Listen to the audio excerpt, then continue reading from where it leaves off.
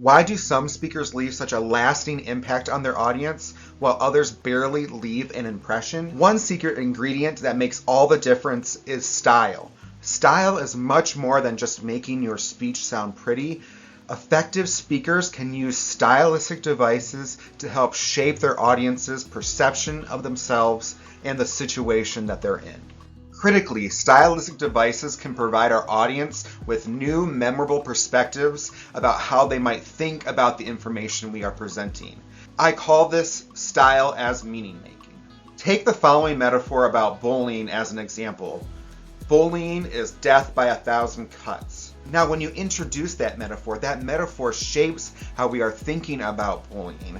A lot of times it's hard to recognize bullying because it's a lot of small instances. But if we think death by 1,000 cuts, then we can start to understand the significance of one comment in relationship to all the other comments we have experienced. It might just be a small cut, but those small cuts add up.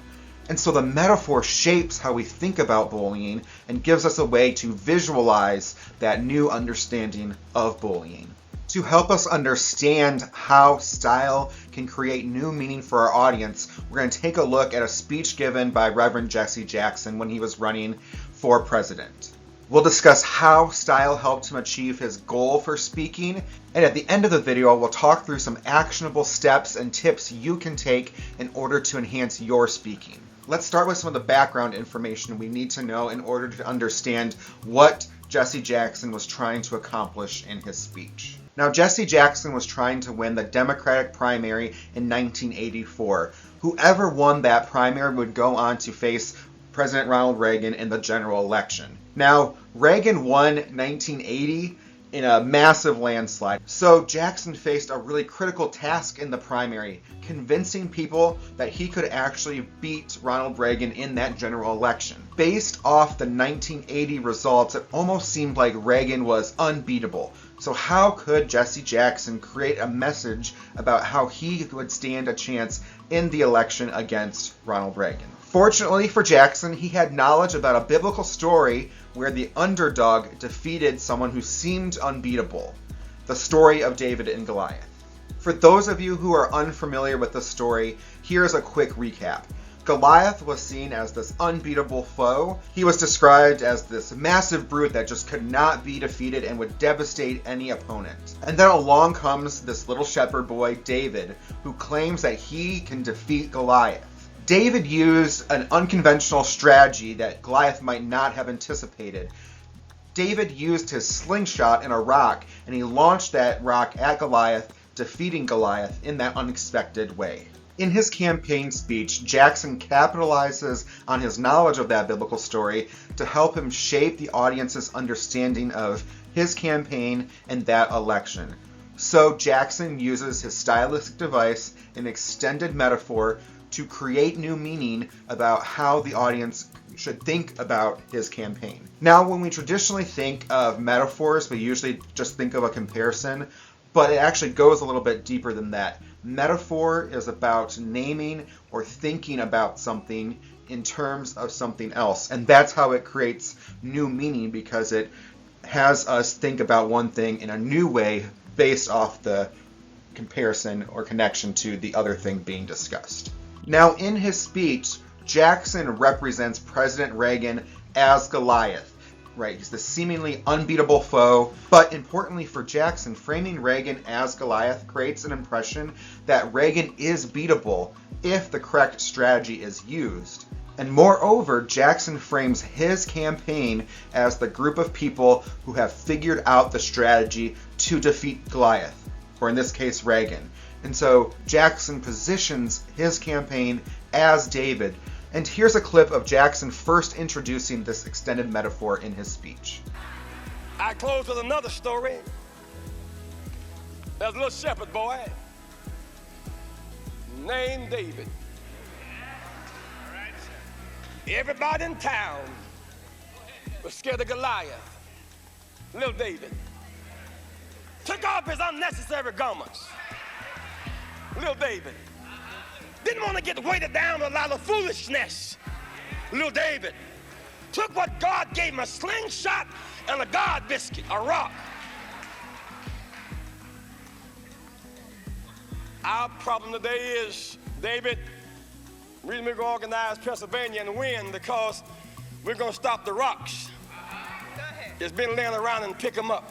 Now, to complete the metaphor that he started, Jackson needs to show his audience that unexpected, innovative strategy that he is going to use to win the election.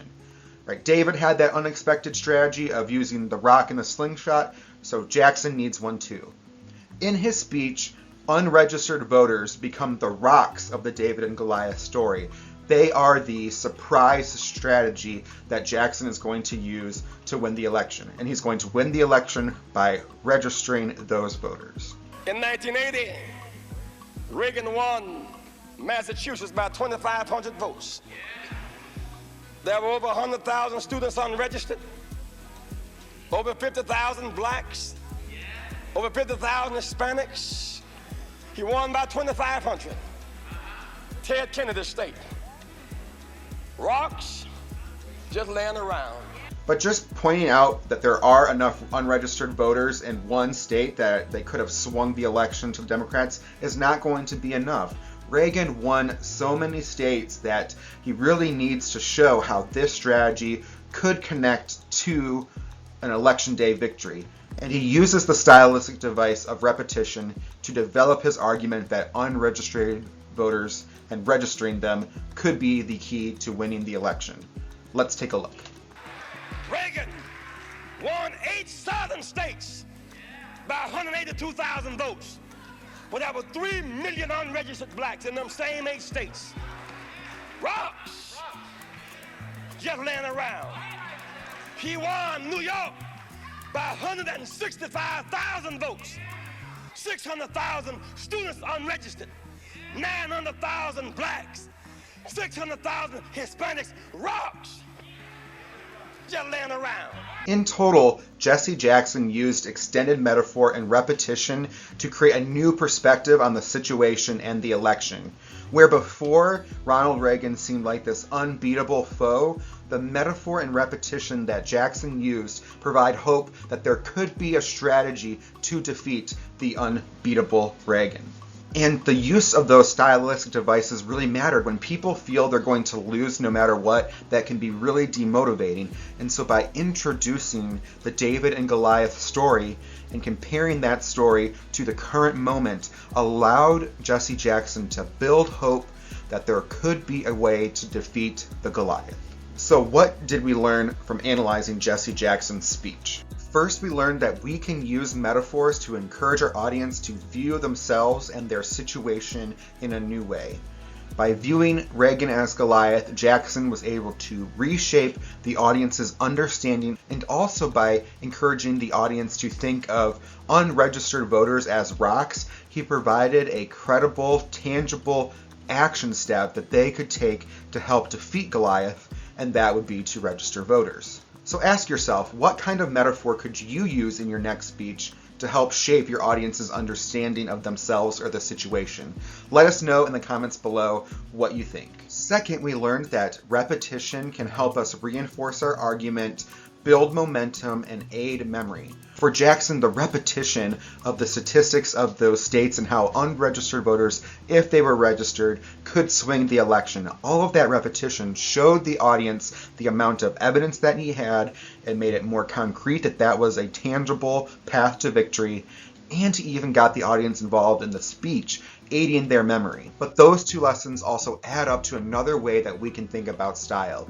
We can think of our style as a strategic device that is critical to help us persuade our audience. So check out our next video when we work through Martin Luther King's I Have a Dream speech to figure out how we can use stylistic devices to reinforce our thesis and persuade our audience.